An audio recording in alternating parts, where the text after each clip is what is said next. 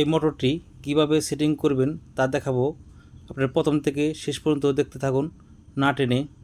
এ হলো পাদানি। এই পাদানিটি এখানে একটি মোটরের কাটা আছে, আর মেশিনের এই সাইডে একটি গর্ত আছে, পেঁচালা গর্ত। এখানে নাটের মাধ্যমে এটি সেটিং করতে হবে। এই হলো নাট। এর সাথে দুটি ওয়াশার আছে, একটি ছোট একটি বড়, আর সাথে আছে একটি বেল। এই বেলটি কীভাবে পরাতে হয় তা দেখাবো। আপনারা লক্ষ্য করে দেখুন, এখানে একটি কাটা আছে, মেশিনের এখানে গর্ত আছে, এই গর্ত এখানে বেলটি থাকবে, কারণ এখানে না থাকলে আপনার এটি ঘুরবে না। এরপরে এই নিচ থেকে উপরের দিকে এভাবে টেনে দিবেন, টেনে ভিতরে লাগিয়ে দিবেন। এরপরে আস্তে আস্তে করে ওই গর্তে বেলটি পরাই দিবেন। এখন মোটরের আর মেশিনের এই দুটি এই পাশে যে ছিদ্রটি, এর জন্য মোটর মেশিনটি খাড়া করে নিব, আর মেশিনের এই ছিদ্রটি লক্ষ্য করুন, আর এই ছিদ্রটি দুটি মাঝে আস্তে আস্তে নাটটি বসিয়ে দেব।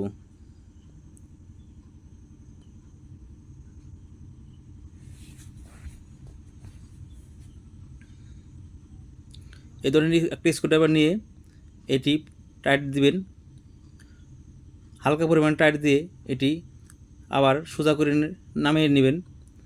এরপরে এই বেলটি মোটরের পুলির এখানে গর্তের ভিতরে বসিয়ে দেবেন, দিয়ে এটি খেয়াল রাখবেন অতিরিক্ত যাতে গরম শক্ত না হয়, আবার লুজও যাতে না হয়, কারণ লুজ হলে এমনি ঘুরবে, মেশিন ঘুরতে চাবে না। এখন এই নাটটি টাইট দিয়ে নিব, এটি ফুল টাইট দিয়ে নেবেন, কারণ ফুল টাইট না দিলে এই মোটরটি আপনার আপ ডাউন করবে, একবার লুজ হবে ফিতে, একবার টাইট হবে। এর জন্য ফুল টাইট দিয়ে রাখবেন, যাতে মোটরের বেল বা ফিতে এটি লুজ না হয়।